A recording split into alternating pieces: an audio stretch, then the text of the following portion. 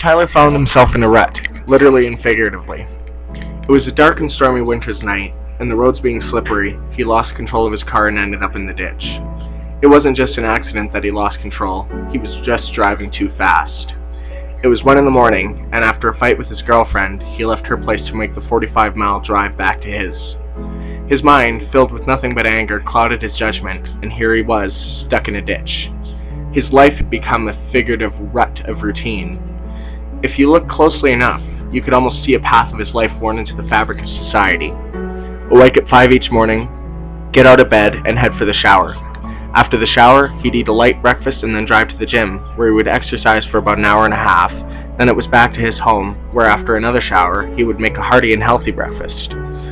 Then he would make the drive to his workplace. Wherever it would be on that particular day was a mystery, being that he was a contracting supervisor, so it meant going everywhere to check on progress of projects currently going on. He worked for Handy Harvey Corp., founded by Harvey, whose friends considered him to be very handy.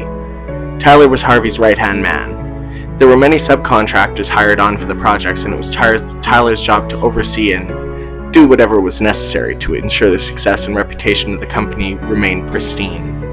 For example, if some dumbass wouldn't show up for work or follow procedures and protocols, he was gone. It got easier with time to fire at will, but there was always a small part inside of him that cringed whenever the deed was done. Tyler's girlfriend of 5 years lived 45 miles out of the city, so if he had any projects near there, he would just stay with her. It was quite the dichotomy, the relationship between Tyler and his girlfriend, as she had 2 kids and no time, so the kids were in charge of the housework, and it was always a mess, which drove Tyler out of his mind.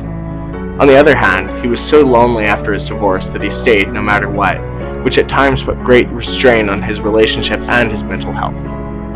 This night was the final straw. His girlfriend started an argument with him, something mundane about how he should be more inclined to build more of a family dynamic, but he didn't want to stick his hand in that wasp's nest, which led him to shout, "This is no more!" and storm out of the front door and get in his car and speed off. The car was running still, but not that well. It seemed only a matter of time before the engine would die and he would be left to freeze to death on this dark road, which was rarely traveled.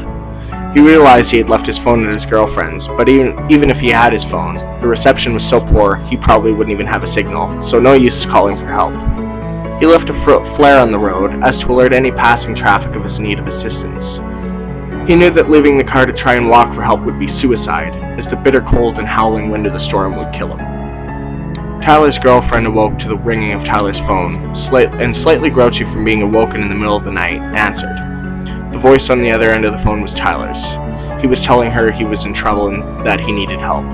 She responded by hanging up on him. Tyler lay in a semi-conscious state in his car, the engine having died 5 minutes beforehand. He began to shiver. The only sound he could make out was the tick of the cooling engine and the wind howling outside. The howling wind eventually lulled him into unconsciousness.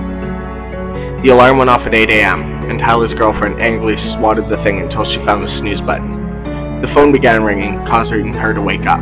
It was Tyler's phone. The call displayed showed Harvey work. Sighing, she answered on the 3rd ring to the voice of Tyler's boss shouting, "Where are you? Get to work in 5 minutes or you'll see the side of me that only my ex-wife ever saw." Tyler's girlfriend interjected, saying that Tyler had left in the middle of the night and forgotten his phone, and she didn't know where he was. There was a garbled word that Tyler's girlfriend assumed was a swear, and then a loud click as the phone call was dropped. A farmhand called the Harris Police Department later that day to report a car accident with a death involved. He had been working the fields when he noticed the dying glow of a roadside flare. Deciding to investigate, he discovered a car in the ditch, and when he looked closer, he saw the frozen form of a man. There was no way to describe the feeling of slowly freezing to death. Tyler was no more, thereby halting his quest to make his life better. He had nothing left.